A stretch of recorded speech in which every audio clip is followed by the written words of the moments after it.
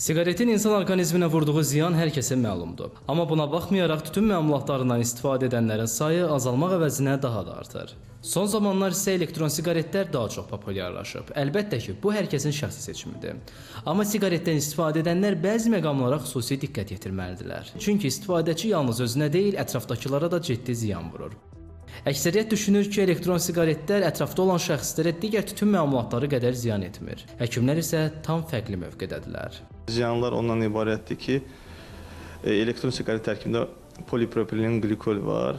O da tüstü ilə birlikdə termik təsirdən formaldehidə və başqa kimyəvi maddələrə çevrilir və ağciyərdə qıcıqlandırıcı, bronxlarda qıcıqlandırıcı effekt, mikrobronxlara bronxolit yarada bilər. Bu da ciddi və nadir olan bir xəstəlikdir.